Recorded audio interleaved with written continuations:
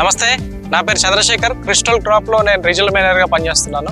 మనం ఈరోజు ఇక్కడ పత్తి క్షేత్రమైన CCH9 క్రిస్టల్కి సంబంధించిన CCH9 అనే వెరైటీ చూడడానికి వస్తున్నాం పత్తి క్షేత్రంలోకి. CCH9 అనేది గత 3 సంవత్సరాల నుంచి మనము ఇక్కడ ఇంట్రొడ్యూస్ చేసినాము. ముఖ్యంగా ఈ వెరైటీ యొక్క ముఖ్య లక్షణాలు ఏవైతే, ఫస్ట్ రైతుకు 3 కావాల్సింది ఉంటుంది.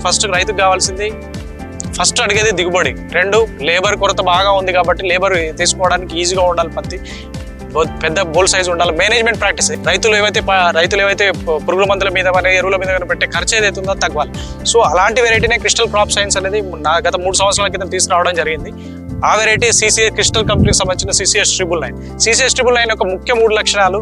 ఫస్ట్ ప్లాంట్ స్ట్రక్చర్ ఎట్లా ఉంటుందంటే చూడండి, పత్తి చేను చూడండి, పత్తి చేనులో ఇక్కడ చూడండి 2-3 మోనోపోడియాస్ అంటే ప్రధాన కొమ్మలు ఎక్కువ ఉండి వెడల్పుగా వస్తే చెట్టు, ఒక్కొక్క చెట్టుకి ఒక చెట్టు చూడండి, ఇక్కడ చూస్తున్నాం, ఒక చెట్టులో చూస్తున్నాం. ఇక్కడ ఏ చెట్టు తీసుకున్నా చూడండి, యావరేజ్గా 80 నుంచి 90 కాయలు ఉన్నాయి.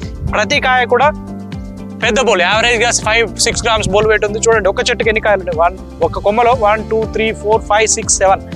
ప్రతి కాయ కూడా కింది నుంచి పైదాకా కూడా ఒకటే బోల్ పెడుతుంది, ఒకటే బోల్ సైజ్ ఉంది, యూనిఫామ్గా ఉంది. పత్తి ఎరడం చాలా సులువు. ఒక్కొక్క దాంట్లో 5 పొచ్చల కాయలు చాలా ఎక్కువ ఉంటాయి. ఒక్కొక్క కాయలు కూడా చూడండి గింజలు 1 2 3 4 5 6 9 9 గింజలు ఉంటాయి. కాబట్టి అధిక బరువు, మంచి క్వాలిటీతో పత్తి వస్తుంది.